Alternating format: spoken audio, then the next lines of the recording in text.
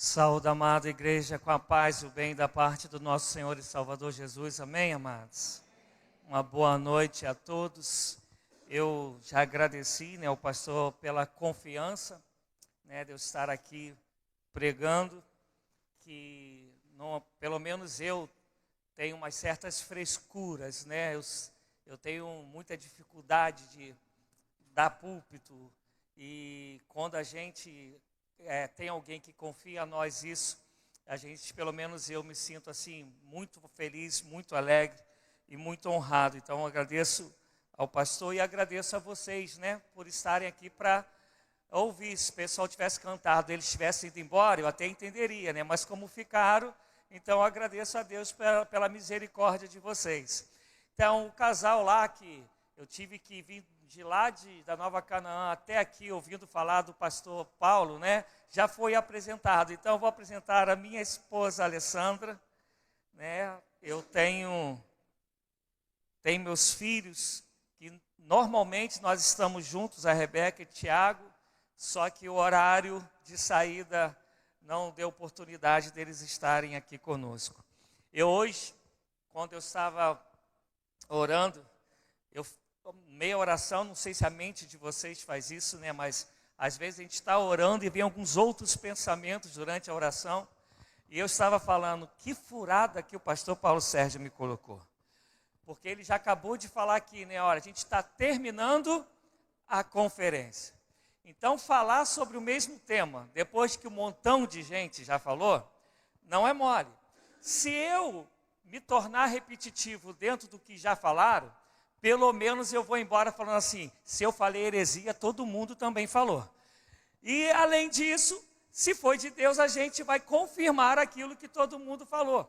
Mas não é fácil a gente terminar uma conferência, não sei, eu sou o último. Então eu sou o final do término mesmo, Esse cara sou eu, Então é isso, gente. Então eu estou aí nesse desafio, mas espero em nome de Jesus que eu possa ser bênção na vida de vocês, Como o pastor Paulo Sérgio falou, sou carioca da Gema, tenho 2 anos em Cachoeiro, 1º de março nós fizemos 2 anos. Eu vou fazer um pedido que eu tenho um vício, eu sou agólatra, se puderem arrumar água para mim, que eu bebo muita água mesmo, E o versículo que é o tema, que inclusive o irmão José Geraldo não teve nem o cuidado de falar assim, eu vou ler outro, mas ele leu mesmo. Abra, por favor, a sua Bíblia. Obrigado, meu amado. Abra a sua Bíblia, por favor, em Êxodo. A diferença é que se vocês tiverem paciência comigo, a gente vai ler o capítulo todo. O capítulo 3. Se você achou, diga achei. Ih, Jesus! Vou dar mais 20 minutos. Lá na Canaã, sabe o que eu fiz, pastor Paulo? Eu proibi de passar os versículos aqui. Porque o pessoal já não sabe mais usar a Bíblia, não sabe mais onde ficam os livros, não sabe qual é a ordem dos livros. Então, tem gente que nem abre, nem o celular, vai lá no aplicativo. Então, para que a gente volte a saber, a manusear a Bíblia, a palavra do Senhor, eu proibi da gente passar. Pelo menos quando eu estou pregando, a gente não passa mais. Diz assim, Moisés pastoreava o rebanho de seu sogro Jetro, que era sacerdote de Midian. Um dia levou o rebanho para o outro lado do deserto e chegou a Horebe, o monte de Deus. Ali o anjo do Senhor lhe apareceu numa chama de fogo que saía do meio de uma sarça. Moisés viu que, embora a sarça estivesse em chamas, não era consumida pelo fogo. Que impressionante, pensou. Por que a sarça não se queima? Vou ver isso de perto. O Senhor viu que ele se aproximava para observar. Então, no meio da sarça, Deus o chamou. Moisés, Moisés. Eis-me aqui, respondeu ele. Então disse Deus, não se aproxime. Tire a sandália dos pés, pois o lugar em que você está é terra santa. Disse ainda, eu sou o Deus de seu pai, o Deus de Abraão, o Deus de Isaque, o Deus de Jacó. Então Moisés cobriu o rosto, pois teve medo de olhar para Deus. Disse o Senhor, De fato, tenho visto a opressão sobre o meu povo no Egito, tenho escutado o seu clamor por causa dos seus feitores e sei quanto eles estão sofrendo. Por isso desci para livrá-los das mãos dos egípcios e tirá-los para uma terra boa e vasta, onde há leite e mel com fartura. A terra dos cananeus, dos hititas, dos amorreus, dos ferezeus, dos heveus e dos jebuseus. Pois agora o clamor dos israelitas chegou a mim e tenho visto como os egípcios os oprimem. Vá, pois, agora. Eu o envio ao faraó para tirar do Egito o meu povo, os israelitas. Moisés, porém, respondeu a Deus: quem sou eu para apresentar-me ao faraó e tirar os israelitas do Egito? Deus afirmou: eu estarei com você. Esta é a prova de que eu sou quem o envia. Quando você tirar o povo do Egito, você prestará culto a Deus nesse monte. Moisés perguntou: quando eu chegar diante dos israelitas e lhes disser, o Deus dos seus antepassados me enviou a vocês, e eles me perguntarem, qual é o nome dele? Que lhes direi? Disse Deus a Moisés: eu sou o que sou. É isto que você dirá aos israelitas: eu sou, me enviou a vocês. Disse também a Moisés: diga aos israelitas, o Senhor, o Deus dos seus antepassados, o Deus de Abraão, o Deus de Isaque, o Deus de Jacó, enviou-me a vocês. Esse é o meu nome para sempre, nome pelo qual serei lembrado de geração a geração. Eu ia ler todo, mas vamos parar por aqui, que depois, de certa maneira, as palavras serão repetidas, né? Era uma maneira que os hebreus eles tinham de escrever. Eles repetiam usando palavras diferentes a fim de que aquilo que foi dito ficasse inculcado nas pessoas que lessem ou que ouvissem. Senhor, ajuda-me a ser um instrumento teu em favor da tua igreja. Ajuda-me, Pai, a levar a tua revelação ao coração de cada um e que se cumpra o que diz a tua palavra, que se assim o que eu pregar for a tua palavra, ela não volta vazia, Senhor. Antes ela faz o que lhe apraz. Mas eu peço que cada vida aqui e as que estão assistindo tenham o coração aberto como terra fértil para receber a boa semente da sua palavra. Eu peço que assim seja, em nome de Jesus.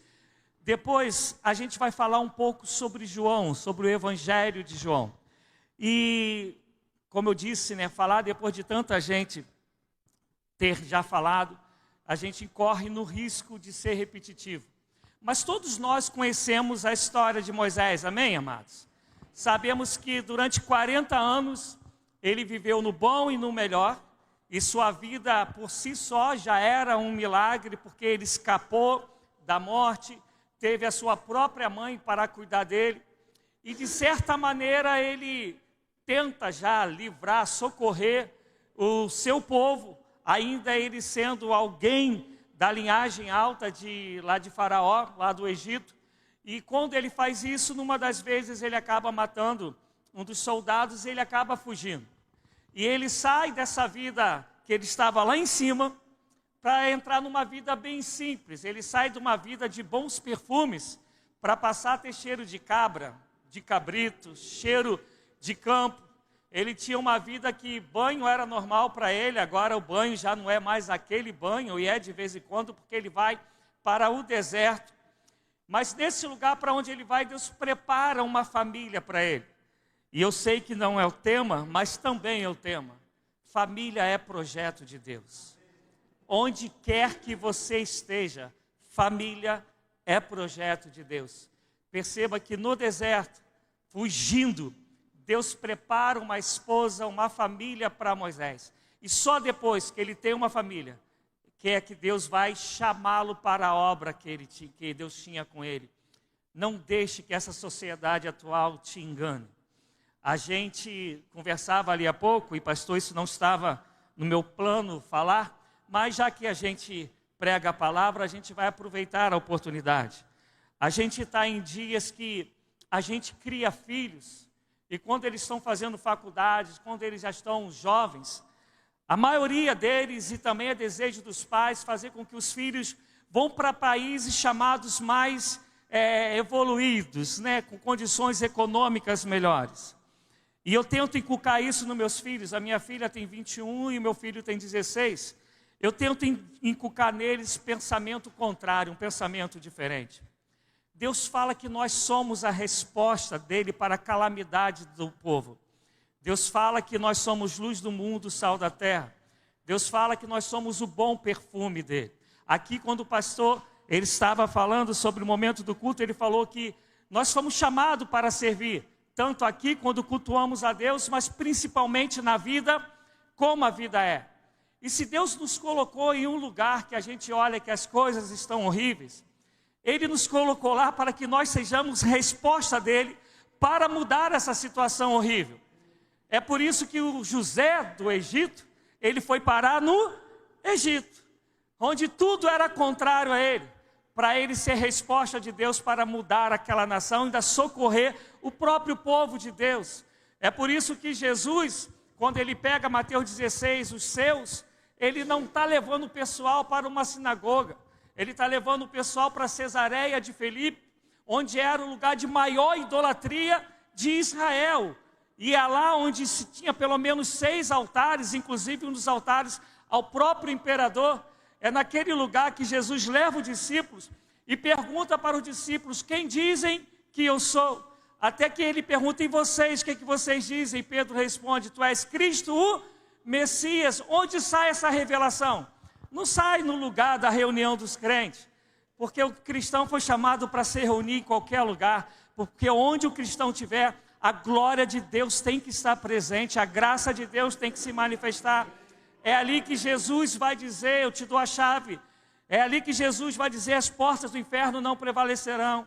É naquele lugar que a gente nunca iria, a gente chamaria do lugar profano, que Deus envia os seus. Jesus vai com eles para que grandes revelações aconteçam. É o primeiro lugar, é o lugar onde primeira vez o nome igreja aparece.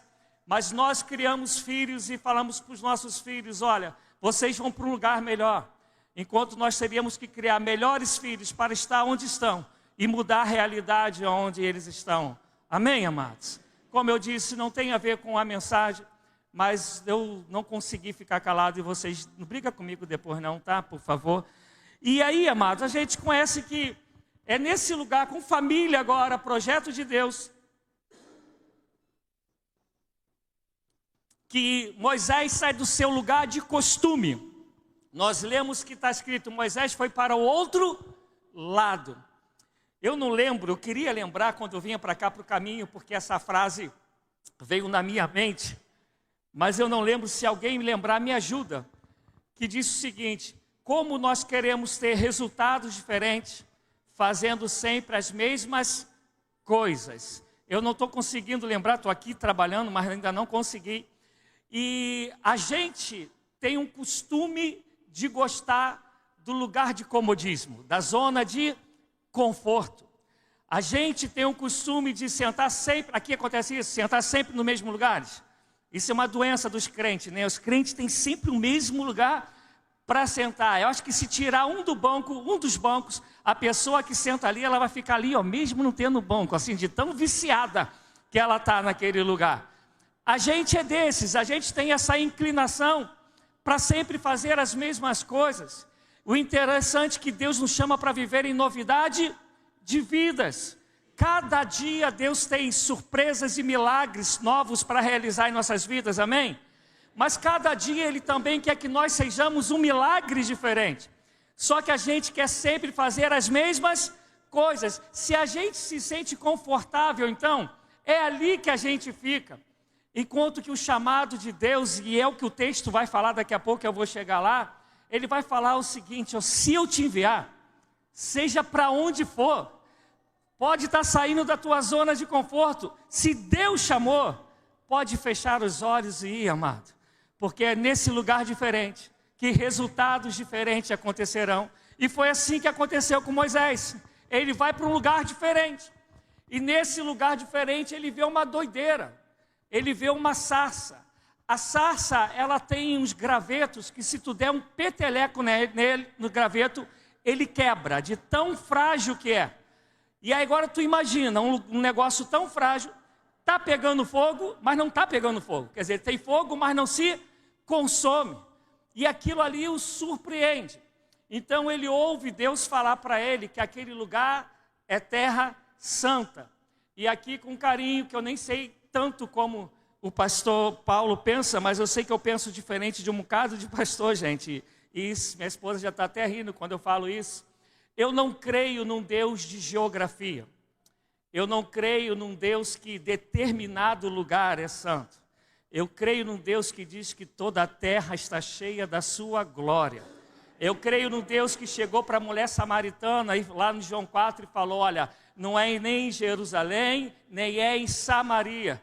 O lugar de adorar não é com geografia, é aqui dentro, porque o tempo já chegou em que os verdadeiros adoradores adorarão o Pai em espírito e em verdade. Onde está o povo de Deus, ali estão aqueles em quem o Espírito Santo habita. O templo de Deus hoje ele é móvel, ele vai para tudo e qualquer lugar. E onde for, Deus estará conosco, porque Deus ele é pleno em toda a sua manifestação, amém, amados? Então, quando ele está falando que aquele lugar ali é terra santa, é porque Deus está presente.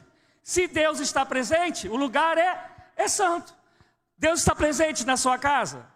A sua casa é santa, tu tem que ter o mesmo ou maior comportamento lá em relação a agradar a Deus do que você tem aqui. O teu trabalho, você crê que é santo? Amém, amados? Se Deus te colocou lá, é porque é santo. Então você vai lá dar um bom testemunho lá, como você daria aqui dentro das quatro paredes. Ou um testemunho melhor, porque aqui tu está envolvido de crente. Lá tem um montão de gente que precisa saber que você pertence a Jesus. E aí, o lugar ali está Deus falando, eu estou presente. Então o lugar aqui é santo. E Deus vai falar para Moisés. E se você prestar atenção no versículo 12, ele está dizendo que ele, olha o que diz o versículo 12, eu vou ler para não ficar somente nas minhas palavras. Deus afirmou, eu estarei com você. Essa é a afirmação de Deus. Eu estarei com você. E no capítulo, e no versículo 14, tem o tema daqui, né? Qual é o tema? Eu sou o que sou. E no hebraico é Eirê, Axé, Erie. Que na verdade, se você prestou atenção no texto, e se a gente continuasse lendo até o final, pelo menos 4 vezes Deus vai falar assim, ó, eu sou o Deus dos teus antepassados. Eu sou os Deus dos teus antepassados. Mas eu sou o teu Deus que estou falando contigo agora. E sou o Deus que vou te enviar para algo futuro. A tradução curta e grossa seria de assim, ó, eu sou o Deus eterno. Antes eu era, hoje eu sou e amanhã eu continuarei sendo. Essa é a tradução assim seca para os nossos dias. Mas dentro do diálogo, o que Deus está falando para Moisés tem 2 sentidos. O primeiro é assim, Moisés, eu serei o que eu quiser ser.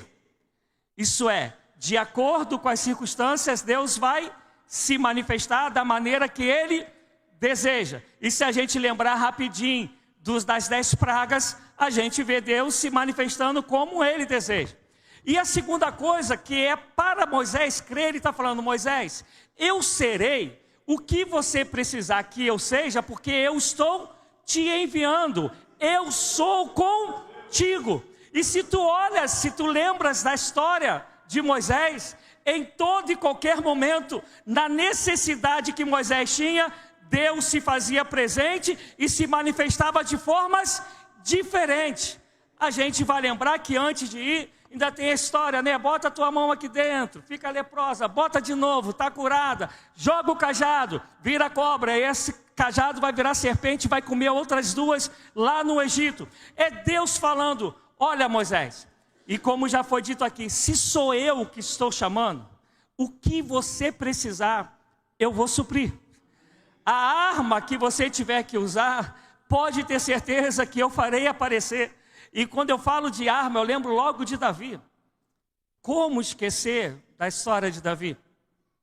Davi é o motoboy da família, né? Ele é o garoto que leva a marmita. Se tivesse o aplicativo, os irmãos iam lá e pedir para Davi entregar. Porque está todo mundo na guerra e Davi está cuidando das ovelhas. O pai faz um lanchinho lá e fala para o filho, olha, vai lá levar para os teus irmãos. Davi vai lá, pega a lambretinha dele e vai levar a marmita. E tem um cara lá grandão, humilhando o pessoal de Deus, o povo de Deus, desfazendo, chamando de fracote. E Davi fala, eu vou contra você? O que ele fala, gente? Em nome do Senhor dos Exércitos. Aí ele pega 5 pedrinhas, e se tu for estudar a história, ele pega 5 pedrinhas, porque é o gigante, não dá tempo de eu contar isso aqui, ele tem 4 irmãos, mas depois você lê lá. Ele fala, vou pegar 5, que é uma para cada um. Ele tinha uma confiança que era um teco e lona. E ele fala o seguinte, ainda hoje o Senhor dos Exércitos me dará a tua cabeça. E ele pega lá no rio, abaixou, Deus já tinha preparado a pedrinha ali para ele derrubar o gigante. E a história de Davi é tão tremenda, que logo depois Saul quer colocar uma armadura de Saul nele, ele não consegue usar aquilo, não dá, não é o momento dele usar aquela armadura. Os anos passam, Davi está fugindo, já está maior, já está mais maduro, e aí ele entra e pega a armadura que era de Saul, porque agora é o tempo dele usar aquela armadura. Entenda, se Deus te chamou, no tempo de Deus, Ele vai prover a arma que você precisa. Você não tem que pegar a arma de ninguém, você não tem que ficar de olho na arma de ninguém, porque aquilo que é para você guerrear, Deus vai te dar, porque o que sou, Ele que te chamou e Ele que te envia. E o que é interessante, que Ele te chama para a batalha que tu vais lutar. A irmã aqui, né, deu testemunho da luta dela. Se a gente for aqui perguntar a todo mundo, tem ali um mosquitinho que deu um nocaute no amado, né? Veio um mosquitinho e derrubou o Senhor, né? Cada um vai ter a sua luta. O interessante é que a gente às vezes quer comparar a nossa vida com a vida do outro, com a luta ou com o sucesso, que a gente chama de sucesso do outro. Eu quero te dizer, sucesso só é sucesso quando você batalha as batalhas que Deus te chamou para batalhar. Não sei se eu me fiz entender.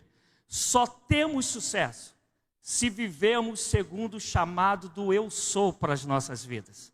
Do contrário, a batalha que a gente está lutando é somente nossa. E até que o resultado pareça bom, Deus não vai poder dizer, eu sou o que sou na tua vida. Porque você escolheu essas batalhas. Amém, amados? E aí, ele faz essa declaração. Eu sou o que sou. E isso é tão tremendo, porque cada deus do Egito tem um nome e tem uma área que eles trabalham. Por quê? Qualquer deuses, porque só existe um Deus, amém, amados? A gente cantava ou canta ainda uma música que eu tenho um problema muito sério com ela. Quando a gente canta assim, não há Deus maior, não há Deus melhor. Não, quando a gente fala não há Deus maior, eu estou comparando Deus com outro Deus. Língua portuguesa, amém, amados? Não é isso? Não é isso? Esse banco é melhor do que o outro banco. Eu estou falando que existem, então, 2 bancos. Se eu falo que não há Deus maior, não há Deus melhor, eu estou dizendo, então, que existem outros deuses. E nós sabemos que só existe um Deus. Os outros que nós chamamos de deuses, eles são resultados da nossa própria necessidade. E o povo antigo, e ainda tem muitos que fazem isso, eles, segundo a necessidade deles, eles querem chuva. Então eles criam Deus da chuva e dão um nome para ele e vão fazer oferendas para eles. A terra, ela não está frutificando como devia. Então tem o Deus da colheita e assim sucessivamente. Mas o único que é esse que disse, eu sou o que eu sou. E quando, lembra que eu falei que a gente ia ler João? Eu tenho até 10 horas só, né, pastor? Não é só até 10 horas, né? Alguém aqui mora mais longe do que a gente? Não, né? Quando eu falei que a gente ia ler em João, para a gente poder entender isso, quando João ele vai escrever o seu evangelho, João ele está querendo fazer uma defesa de que Cristo Jesus é Deus, de que Ele é divino. Quando a gente vai ler Mateus ele vai escrever para o povo judeu, para dizer que Jesus é o Rei dos Reis. Lucas, ele escreve para Teófilo, para poder dizer que esse Jesus, ele é um servo sofredor. Quando a gente vai ler Marcos, está sendo escrito para os romanos, para dizer que além de Jesus ser servo, ele também é um Deus todo poderoso. Se você vai ler o livro de Marcos, toda hora é uma ação. Jesus acabou de fazer uma coisa, sai para fazer outra coisa, sai para fazer outra coisa. É só você reparar isso. E quando a gente vai ler João, João é a carta universal. Ela é para todo mundo. E essa carta universal, ela vai combater um pensamento do helenismo. Alexandre o Grande, quando ele governou, ele levou todo o pensamento helênico para Roma, para os judeus, e os judeus eles foram influenciados. E qual era o pensamento helênico? Que a matéria ela é má, e o espírito ele é bom. E se a matéria é má e o espírito é bom, é impossível que Jesus seja Deus. Porque se o espírito, que é Deus, habitou na matéria, então ele não é Deus, porque a matéria ela é má. Me fez entender, amados? E aí, por causa disso, João ele vai escrever para dizer que Jesus é Deus, que Jesus é divino. Inclusive ele começa dizendo: e o verbo se fez carne e habitou entre nós, e vimos a sua glória como a glória de unigênito do Pai. E um dos métodos que João ele vai usar é usar o número 7, porque no pensamento judeu, o grego herdou, aí já é o grego que herdou, o helenismo que herdou um pouco, não muito, mas um pouco desse pensamento dos judeus. 7 quer dizer plenitude, perfeição, é algo que já está acabado. E quando a gente vai falar, inclusive, de eu sou, dependendo do texto que ele esteja, ele também dá essa conotação, pastor Paulo. Porque eu e você somos alguém acabado? Somos acabados, gente? A gente está em transformação. Por isso que o ser humano, enquanto pessoa existente, a gente não pode dizer com pensamento judaico. A gente não pode dizer eu sou. Eles não dizem eu sou. Por quê? Porque eles entendem que eles estão sempre em construção, sempre se tornando. Quando Deus fala eu sou, Ele está dizendo que Ele é alguém que não tem que acrescentar mais nada. Por isso que Ele é o mesmo de ontem, de hoje e será eternamente. Deus não se torna mais Deus porque a gente dá glória ou menos glória. Deus não se torna mais Deus se a gente vem ou não vem ao culto. Deus não se torna mais ou menos Deus se a gente é fiel no dízimo ou na oferta ou não. Deus é, independente de quem a gente queira ser nele. Mas o chamado dele é: deixa eu te transformar de glória em glória, de graça em graça para a glória dele. Amém, amados? E aí, quando a gente vai pegar João, ele vai falar sobre 7 milagres. Para eu ganhar tempo, eu não vou falar dos 7. Mas começa em João 2, que é água e vinho. E termina em João 11, que é ressurreição de Lázaro. Nesse período você vai encontrar os 7 milagres que João vai relatar. E cada milagre ele leva um ensinamento. E o outro 7 que ele vai dizer, ele é Jesus dizendo o eu sou. Você abrir, e aí eu vou falando para ganhar tempo, tá? Porque eu sei que no final a gente vai ter aí um momento de oração. Quando você abre em João 6,35. Não estou vendo ninguém abrindo, ó. Então vou perguntar, o que está escrito em João 6,35? Está escrito o quê? Está escrito o quê, Sônia? João 6,35. Eu sou o pão da vida. Aquele que comer nunca mais terá fome. E quem beber de mim nunca mais terá sede. A primeira coisa que ele faz é dizer que ele é o pão. Ele é o único que tem poder para saciar a nossa fome existencial. A minha conversão, eu falo sempre isso, porque eu tenho convicção que foi isso que me levou à minha conversão. Eu nunca bebi, nunca fumei, nunca cheirei, nunca briguei na minha vida. E sempre fui garoto de rua, mas nunca me levei para essas coisas. E aí eu fui crescendo, virei adolescente, virei jovem. e eu trabalho desde 9 anos de idade, e eu sempre tive um vazio, um buraco enorme dentro de mim. E eu não conseguia entender, eu fui criado um pouco na igreja, meio igreja católica e meio centro de macumba, porque minha falecida avó, ela era, né, mãe de santo. Então, aos sábados, eu estava lá com 7 anos de idade, tocando tambor no centro da minha avó, e no domingo de manhã eu estava indo para a missa com a minha mãe. Até que depois, né, com 9 anos, eu falei, não quero isso, vó, eu quero aquilo. Com 14 anos eu falei, agora eu não quero nada. Mas sempre crendo em Jesus, daquele Jesus que eu conhecia. E fui crescendo com um vazio enorme dentro de mim. Até que com 22 anos, eu falei, eu quero saber se para preencher esse vazio, eu tenho que ficar igual um maluco, igual esses malucos que ficam na igreja com aleluia e glória a Deus. Naquela época, era a época que o pessoal trazia a Bíblia, né, para a igreja, andava com a Bíblia igual desodorante embaixo do braço, né? Eu sou dessa época.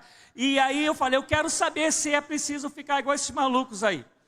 E aí eu fui num culto de terça-feira, na outra terça, na outra terça, na outra terça-feira, e tem 31 anos que eu não saio do meio do povo de Deus e também do meio dos não cristãos, para que eles possam ser povo de Deus para a glória de Deus.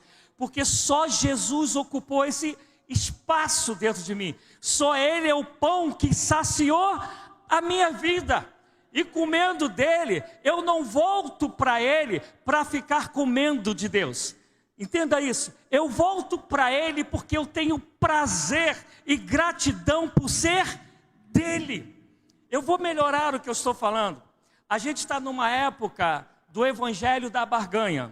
Eu dou para resolver. Na época do evangelho de pare de sofrer. E por isso, a maioria dos nossos motivos de virem aqui, a gente vem falando, eu vou lá buscar a minha bênção, eu vou para ser abençoado. Me perdoe, pastor, depois se não quiser pagar pizza, eu vou até entender. Mas você não veio aqui para ser abençoado, irmão. Você veio aqui para prestar culto a Deus. Você veio aqui porque você já é abençoado. O teu nome está escrito no livro da vida. O Espírito Santo habita em você. Há um versículo que eu sou extremamente apaixonado. E Efésios 1:3 fala que nós já fomos abençoados com toda sorte de bênção nas regiões espirituais. Já fomos, não vamos ser. A gente vai pegar Paulo dizendo, maior o que está em nós do que o que está no mundo. A gente vai pegar Jesus dizendo sobre o eu sou, eis que estou convosco todos os dias até a consumação dos séculos.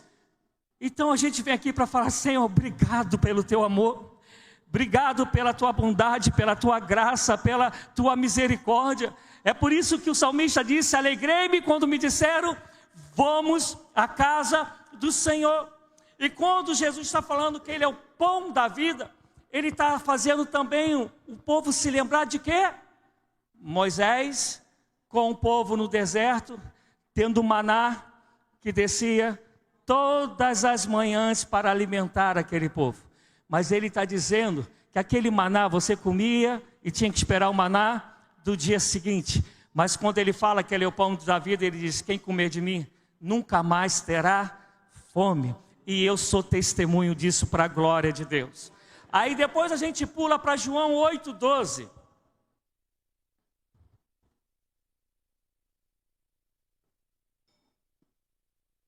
João 8:12, ele vai dizer que ele é a luz do mundo.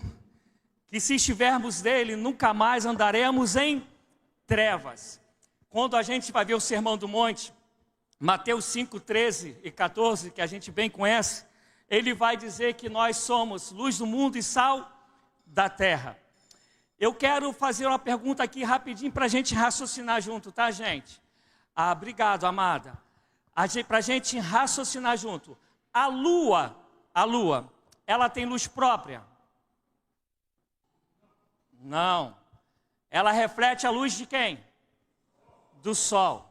Mas é ela que ilumina a gente, não é isso? Quando Jesus fala, vós sois a luz do mundo, não é porque a gente tem luz própria, mas é porque a luz de Cristo está em nós através do Espírito Santo. Amém, amados? Então, por causa dele, nós fomos chamados para dissipar as trevas desse mundo em nome de Jesus, porque eu sou o que sou, ele vai prover tudo o que for necessário nessa caminhada em nome de Jesus. Então, quem vive dele não anda mais em trevas. Posso pular por dessa? Então, João 10, 9. João 10, 9, ele vai dizer assim: eu sou a porta. Aquele que entrar por mim, entrará, sairá e achará pastagem. Ele diz, eu sou. E eu normalmente, quando eu vou dar estudo para lá no Kennedy, eu estava, uma casa de uma católica se abriu para mim. E dentro da cidade, aquilo ali foi meio, a cidade lá é pequenininha, né? Como você conhece. Foi meio um espanto a tal pessoa abrir a casa para eu dar estudo. E normalmente quando eu tenho a oportunidade dessa, eu começo pelo livro de João, justamente porque ele mostra que Jesus é Deus e mostra o amor de Deus. E num determinado momento do estudo eu fiz essa pergunta: se Jesus é a porta, por que a gente entra e sai? E aí essa dona da casa, nesse dia ela tinha chamado uma amiga. E pela primeira vez, uma amiga também católica, eu fiz essa pergunta e alguém respondeu na boa. Olha o que o texto diz. Jesus é a porta. A gente entra e sai. Mas se eu saio, eu voltei para o mesmo lugar. Sim ou não? Sim ou não, gente? Você está vindo de lá, passou ali pelo tapete, pela porta, voltou. Você voltou para onde? Para onde você estava, para a rua. E qual é o sentido então disso? Para que ele é a porta se eu entro e saio? Lembra que a gente acabou de falar de Mateus 5? Vós sois luz do mundo e sal da terra. Mateus 21 vai dizer, como o Pai me enviou, eu vos envio a vós. O que é que Jesus está dizendo? Quando a gente entra nele de verdade, a gente vive aquilo que o crente chama de conversão, metanoia, mudança de mente. A gente não vê mais o mundo como a gente via. A gente não olha mais para as pessoas como alguém com quem eu estou disputando. A outra pessoa é alguém que Deus me chamou para ser canal de bênção na vida dela. Eu não olho mais para o rico e vou admirá-lo porque ele é rico. Eu vou olhar para o rico e vou dizer que se tu não tens Cristo, eu quero te dizer que você é pobre, miserável, cego e nu. Arrependa-te e conheça a Cristo. A gente vai olhar para esse mundo e vai dizer que tudo me é lícito, mas nem tudo me convém. Eu não vou fazer tudo o que os outros fazem. Eu vou correr do chamado de jeitinho brasileiro. Eu não vou mais caminhar por vista, eu vou caminhar por fé. Por isso que eu entro e saio para alcançar as outras vidas, porque agora eu sei encontrar o que é pastagem boa, o que é pastagem ruim. Amém, amados? Então, por favor, não coma de tudo que o mundo oferece. Se você entrou pela porta, o eu sou te deu discernimento para saber o que ele aprova e o que ele não aprova, o que vai te alimentar para a vida eterna e o que não vai. Em nome de Jesus, não vá pela maioria, vá pelo Evangelho. Não vá pelas redes sociais, vá por Cristo, em nome de Jesus. Porque se você for assim, o eu sou estará contigo todos os dias até a consumação dos séculos. E aí a gente vai ver o salmista dizendo, 1000 cairão ao teu lado, 10.000 à tua direita. Mas se for propósito de Deus ainda te manter de pé, tu não serás atingido. Por isso que ele diz, eu sou a porta. Depois no 11, ele vai dizer, eu sou o bom pastor. Eu não tenho tempo, mas aqui eu queria muito ter tempo, porque esse bom pastor tem tudo a ver com o Salmo 23, que a gente tanto conhece. Esse pastor que dá a vida pelas ovelhas. Esse pastor que ele não mede esforços para dizer, eu te amo. Que não mede esforços para dizer, eu quero você comigo para toda eternidade. Esse bom pastor que quando vê o ladrão vindo, quando vê o leão vindo, quando vê o urso vindo, como fez Davi, ele não foge, mas ele coloca a sua própria vida em risco para poder te proteger. Amados, por favor, entendam, tu não tens que ter medo de nada a não ser do pecado. Ah, pastor, mas Jesus já me perdoou. Sim, mas Paulo vai dizer que a carne e o espírito, eles batalham o tempo todo. Charles Spurgeon, já tinha dito há século passado que, olha, o velho homem, eu achei que ele tivesse morrido no batismo, só que ele sabia nadar. É essa luta que a gente vai travar. Do contrário, olha o que o Senhor falou em Isaías 49:15. Pode uma mãe que gerou seu filho, que o amamentou, esquecer-se dele? Todavia, se essa vier a esquecer, eu jamais me esquecerei de ti, porque o teu nome está escrito na palma das minhas mãos. O Deus que é o eu sou, o eterno, o onipotente, Ele está contigo e já te fez mais do que vencedores sobre todas e quaisquer circunstâncias. Por isso que não vem nenhuma luta sobre nós que a gente não possa suportar, porque fiel é o Senhor para nos dar o escape. E no dia da provação, glorifique a Deus, porque Ele está provando a tua fé. Então a gente não canta? Cada vez tu me dás. Para que é a luta? A gente canta, precisa agora crer. Em nome de Jesus. Porque esse bom pastor, ele poderia ter estalado o dedo e resolvido tudo. Ele é o Deus Todo-Poderoso, é o único. Mas ele preferiu se fazer um de nós. Tem uma música que se canta muito no Natal, minha esposa normalmente canta um de nós. Ele se fez um de nós. Sentiu fome, sentiu sede, foi tentado, jejuou 40 dias, 40 noites, foi traído, foi insultado, morreu o pior tipo de morte até hoje. Onde eu vou falar isso? Até hoje, se você for estudar, não tem nenhuma morte mais sofrida do que a crucificação do Império Romano, até hoje. Nem no Rio conseguiram fazer algo tão cruel como é a crucificação. Isso que nós não vivemos. Ele se fez um de nós, para pendurado no madeiro, dizer, olha, está tudo pago, tetelestai, para que agora não haja mais nenhuma condenação para aqueles que estão em Cristo Jesus. Toda acusação que era contra nós, Colossenses 2 diz que Paulo vai falar que ela foi cravada na cruz, riscada e pendurada no madeiro. Não tenha medo de nada.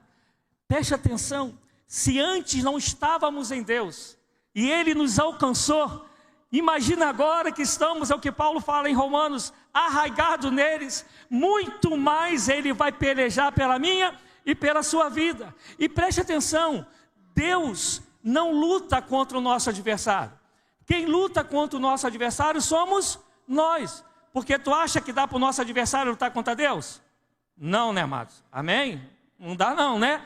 Mas olha o que Tiago vai dizer. Sujeitai-vos a Deus. Tiago 4, 7, 8. Resistir ao diabo e ele fugirá de vós, porque ele já nos deu toda a autoridade. Então viva a vida sabendo que o eu sou te enviou, e aquilo que você precisar, Ele vai prover em nome de Jesus, amém? E aí do capítulo 10 a gente vai para o capítulo 11.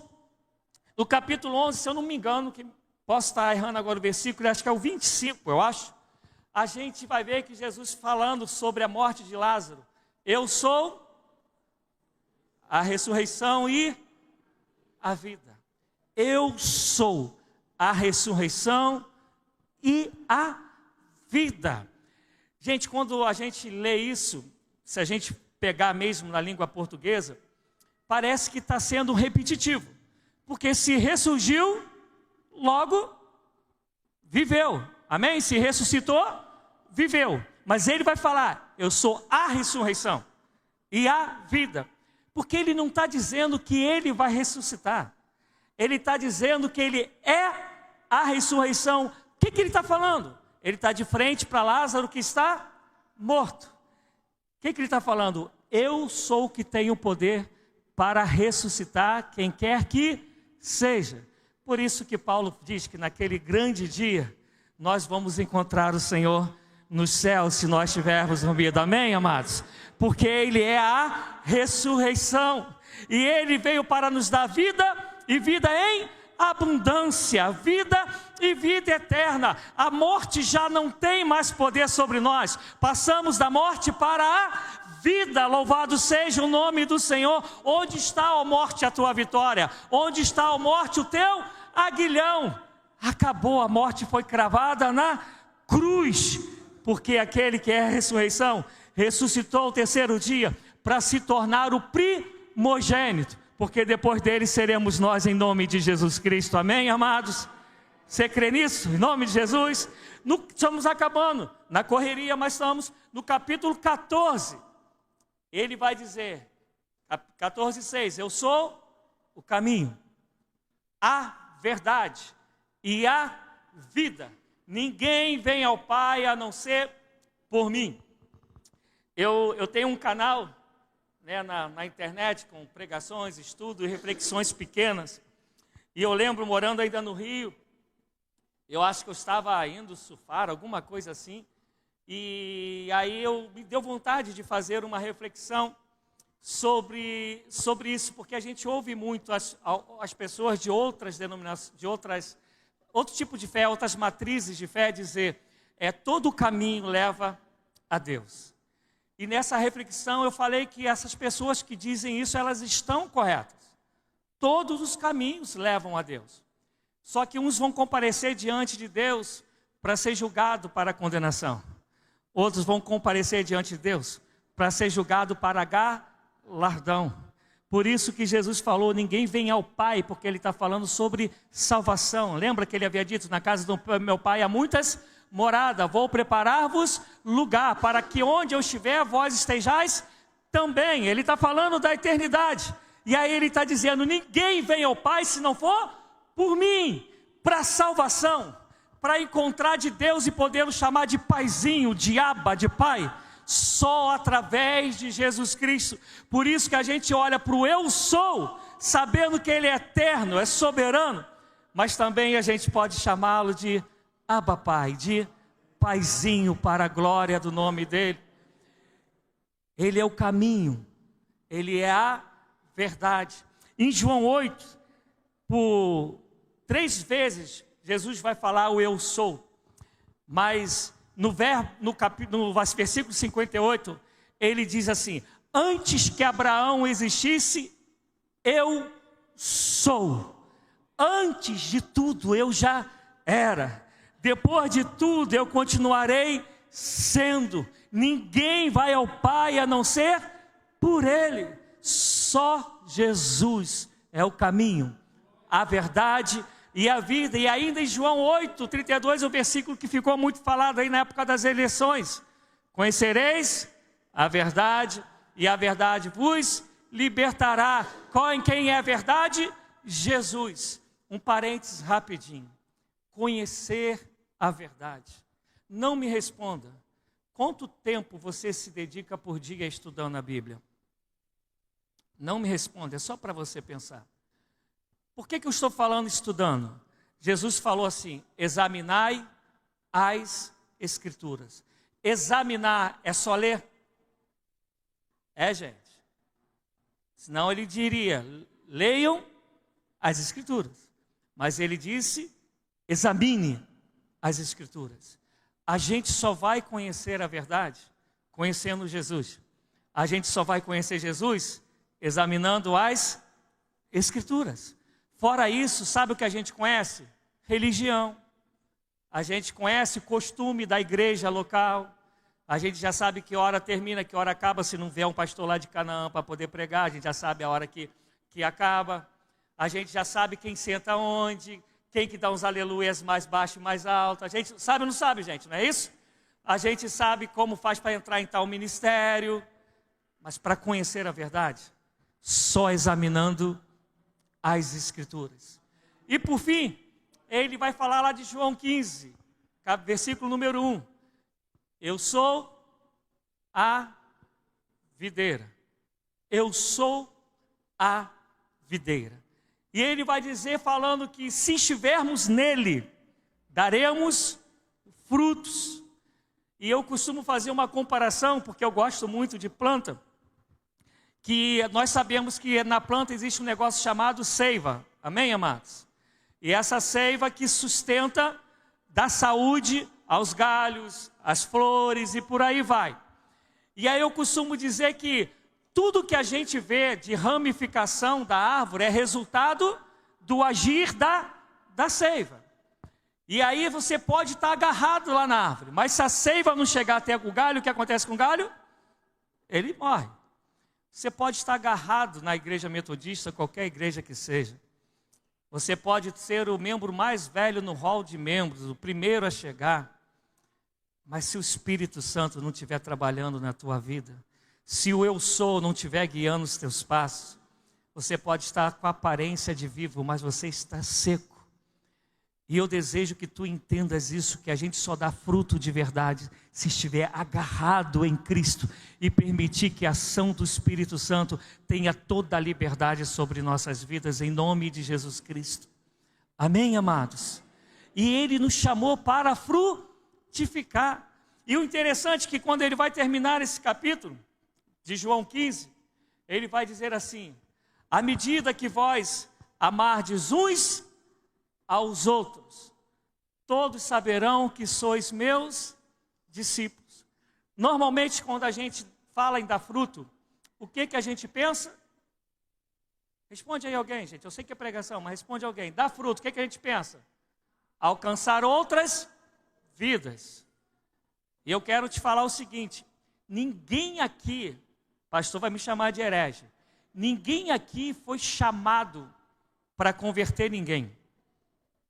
Nós fomos chamados para pregar o evangelho a tempo e fora de tempo. Quem convence o homem é o Espírito Santo. O maior pregador, que é Jesus, pregou para um jovem rico. Mas ainda assim, o jovem rico escolheu as riquezas. Porque eu ainda creio que Deus nos deu o livre-arbítrio, pelo menos eu creio. E esse jovem, ele me mostra isso. Estava ali o maior pregador. Estava o verbo encarnado, e ainda assim ele preferiu as riquezas do que se render a Jesus Cristo. Dar fruto no reino é a gente aprender a amar uns aos outros como Jesus ama. Preste atenção, ele vai dizer que nós vamos ser reconhecidos como discípulos dele se amarmos uns aos outros. Não é pelo valor do teu dízimo, não é pelo número de vezes que você vem na igreja, não é se quando você ora, você fala muito babalu fosse bala macia. Não é por causa de nada disso.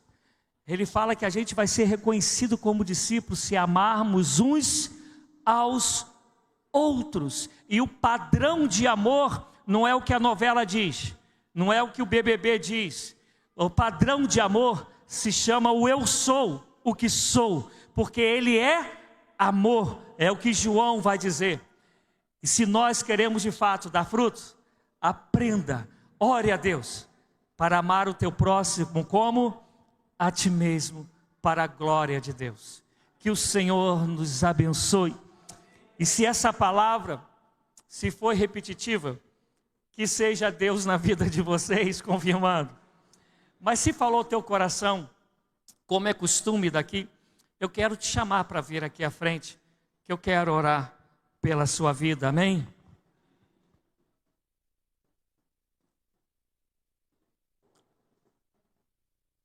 Pastor Paulo, eu estou igual o Popeye, aguentei tudo que eu podia. Pastor Paulo, posso tirar aqui? Pode, eu estou derretendo. Não aguento mais. Está escorrendo. Louvado seja Deus. Eu não conheço nada ainda, né, de Espírito Santo, mas eu vindo de Divino São Lourenço, no ano passado, com a minha família, a gente entrou aqui para poder almoçar, e minha esposa ficou encantada ali com... eu sei que é só minha esposa que é assim, ela viu um monte de loja, né? Falou, gente, que cidade bacana, ainda mais a gente morando em Presidente Kennedy, né? Que negócio pequenininho. E eu estava tão próximo da igreja e não tinha ideia disso. E dali a gente almoçou e foi embora. E hoje eu estou aqui trazendo aquilo que eu creio de ser palavra de Deus para o teu coração. E eu quero crer que isso seja propósito de Deus. Eu quero te dar, e aí o pastor Paulo faz como aí de costume, mas eu quero te dar 2 minutos para você falar com Deus. Dentro de tudo aquilo que você me ouviu aqui nessa noite. Dentro daquilo que você ouviu o Espírito Santo ministrar.